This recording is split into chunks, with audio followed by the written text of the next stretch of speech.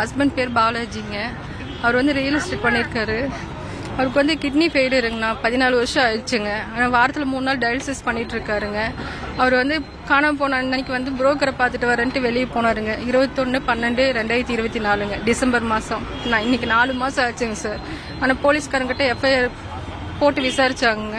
ஆனால் சொந்தக்காரங்களெல்லாம் கூப்பிட்டு விசாரிச்சாங்க. எல்லாரும் எனக்கு தெரியாது உனக்கு தெரியாத நான் பேசுறது இல்லை அப்படின்ட்டுங்க. ஆனால் அவங்க அத்தை பையன் பேர் ராஜாங்க.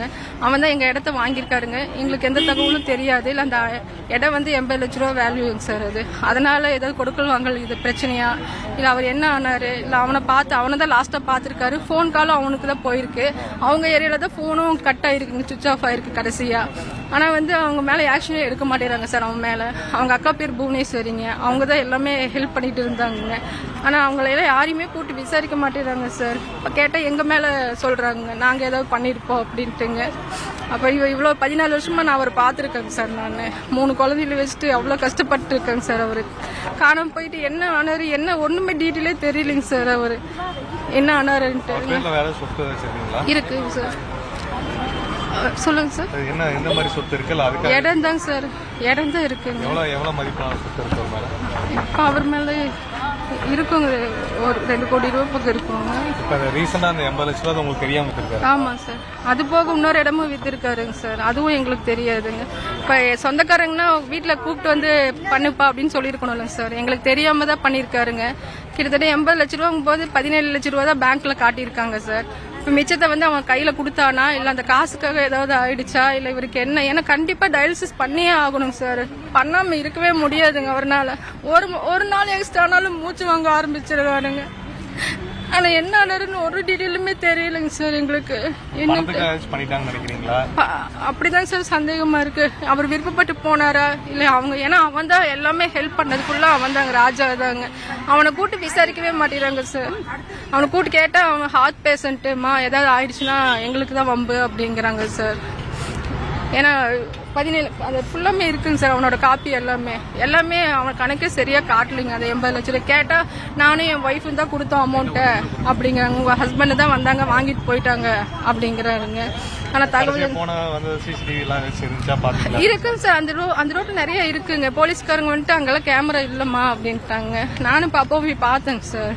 அங்கெல்லாம் பெரிய அந்த வேலை செய்யற இடத்துல கேமரா இருக்குங்க. மணிகாரம்பாளையத்துல தான் கடைசியா சுவிச் ஆஃப் ஆயிருக்குங்க. அங்கெல்லாம் இருக்குங்க. ஆனா ஏன் பாக்கலன்னு தெரியலங்க. அவங்க இல்ல இடம் வந்து டிசம்பர் 21ஆம் தேதி காணாம போறாருன்னா டிசம்பர் 12ஆம் தேதி இடம் வித்திருக்காருங்க. 21ஆம் தேதி வீட்டுல இருந்து போறாருங்க. 21ஆம் தேதி போனாருங்க. 21ஆம் தேதி போய் புரோக்கரை பார்த்துட்டு வர அப்படின்ட்டு போனாருங்க. புரோக்கர் வந்துட்டு நிக்க வச்சுட்டு அவங்க அத்தை பையன் இருக்கா இல்லைங்களா, அவங்க அத்தை பையன்கிட்ட போய் அமௌண்ட் வாங்கிட்டு வரேன்ட்டு போயிருக்கா அப்படிங்க. அதுக்கப்புறம் என்ன நடந்துச்சுன்னு தெரியலங்க சார். வண்டி எடுத்துட்டு போனா அந்த வண்டியை பத்தியும் தகவல் இல்லைங்க சார். வண்டி கடன் தாங்க சார். லோன் போயிட்டு இருக்கு. அந்த லோன் கட்டலிங்க சார் 4 மாசமா. இப்ப வந்து அதுக்கும் நோட்டீஸ் ஒட்டுறேன்னு இருக்காங்க சார். கடை வச்சிருக்கேங்க சார். கடை திறந்து 2 மாசம் ஆச்சுங்க சார். இவர் பிரச்சனை அந்த கடையும் திறக்கலைங்க சார். அங்க கமிஷன் ஆபீஸ் வக்கீல் ஆபீஸ்ன்னு போயிட்டு வரவே இதா இருக்குங்க சார். பாப்பாங்களுக்கு ஃபீஸ் கட்டுறதுக்கு இதுதாங்க. பெரிய பொண்ணுக்கு இப்ப எக்ஸாம் எழுத உள்ள வெளியே தான் அமௌண்ட் வாங்கி கட்டியிருக்கேங்க சார். நான் இல்ல எதே தகவல்னு என்னன்னு தெரியலங்க சார்.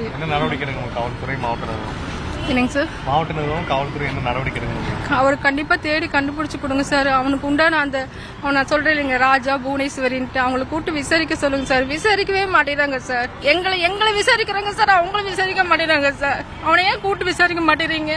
ஏன்னா அவன் தான் லாஸ்டா பாத்துருக்கான். சொத்து அவன் தான் வாங்கியிருக்கான். அப்ப அவருக்கு என்ன ஆச்சு? ஒரு டயாலிசிஸ் பேஷண்ட் காணும். அவனை ஹார்ட் பேஷண்ட்னு சொல்றாங்க. அப்ப டயாலிசிஸ் பண்ற இவரு போனா பரவாயில்லைங்களா? எங்களுக்கு அவரு தான் இதே சார். எந்த சொந்தக்காரும் எந்த இதுவுமே இல்லைங்க சார். நானும் என் பொண்ணு தான் 40 நாள் பக்கம் நீங்க கோயம்புத்தூருக்குள்ள தொலைவு இருக்காங்க. அவரை நாங்க ஒவ்வொரு வண்டி ஸ்டாண்டு ஒவ்வொரு ஹாஸ்பிட்டல் டயாலிசிஸ்க்கு வந்திருக்காரா பாலாஜி வந்திருக்காரான்ட்டுங்க. ஆனா அந்த மாதிரி போலீஸ்காரங்க அவங்களுக்கு இது கேஸ்ல 10ல் 11 இருக்கலாங்க. எங்களுக்கு அவரு தான் எல்லாமேங்க. ஏன் அவங்க அக்காவை கூப்பிட்டு விசாரிக்க மாட்டேறாங்க? அவங்க அக்காவை கூப்பிட்டு ஏன் விசாரிக்க மாட்டேறாங்கன்னு தெரியல. அவங்க அந்த அத்தை பையனை ஏன் கூப்பிட்டு விசாரிக்க மாட்டேறாங்கன்னு தெரியலைங்க. அப்ப இடத்த அவன் வாங்கிட்டு ஏதாவது பண்ணிட்டானா? அவனதான் லாஸ்டா பாத்துருக்காருங்க. ஏன் ஒண்ணுமே நடவடிக்கை எடுக்க மாட்டேங்கிறாங்கன்னு தெரியலங்க. கமிஷன் ஆபீஸ்ல கொடுத்து 1 மாசம் ஆச்சுங்க. முதலமைச்சர்கிட்ட கொடுத்து 1 மாசம் ஆச்சுங்க. கடைசியா தான் இங்க வந்திருக்காங்க. நானு